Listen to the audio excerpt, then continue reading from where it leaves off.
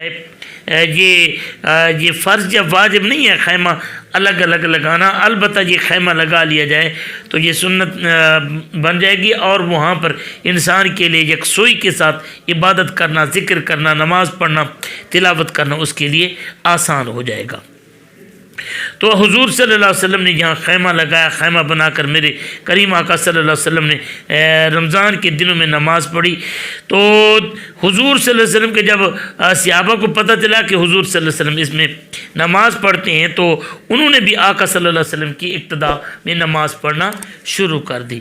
جب حضور صلی اللہ علیہ وسلم کو پتہ چلا جعل یقعد، حضور صلی اللہ علیہ وسلم نے بیٹھ کر نماز پڑھنا شروع کر دی کہ آقا وسلم کھڑے ہوتے تھے، چٹائی ذرا نیچی تھی، انہیں پتہ حضور وسلم کی حرکات و سکنات کا لگ جاتا تھا، پھر آقا بیٹھ گئے۔ جب آقا بیٹھ گئے تو پھر حضور صلی اللہ علیہ وسلم ان کے پاس جلوہ کرو ہوئے آقا صلی اللہ علیہ وسلم نے فرمایا کہ وقد عرفت الذی رأیت من صنیعکم، میں نے تمہارے فعل کو دیکھ لیا، جو کچھ تم کر رہے تھے میرے پیچھے آ کر تم نے نماز پڑھنا شروع کر دی، اپنے گھروں میں یہ تہجد کی نماز پڑھا کرو۔ اور حضور صلی اللہ علیہ وآلہ وسلم نے یہاں پر فرمایا کہ سب سے بہترین نماز کون سی ہے؟ سب سے بہترین نماز انسان کی یہی ہے کہ گھر کے اندر بندہ نماز پڑھے، الا المکتوبۃ، فرضی نماز کے علاوہ۔ ایک اور حدیث پاک میں آتا ہے، میرے نبی رحمت صلی اللہ علیہ وسلم نے ارشاد فرمایا کہ صلوا فی لا تجعلوا بیوتکم قبور، اپنے گھروں کو قبرستان نہ بناؤ، اپنے گھروں کے اندر نماز پڑھا کرو۔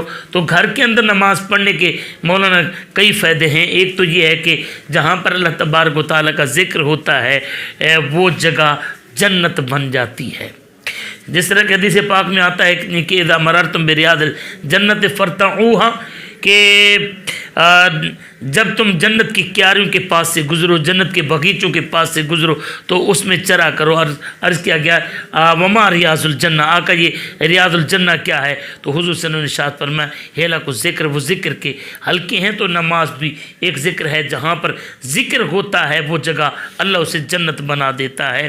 تو یہاں پر یہ کریم آقا صلی اللہ علیہ وآلہ وسلم کا فرمان ہے کہ اپنے گھروں میں نماز پڑھو، وہ جہاں پر اللہ کا ذکر نہیں ہوتا وہ گھر قبرستان سے بھی بدتر ہوتا ہے، قبرستان سے بھی بدتر ہوتا ہے۔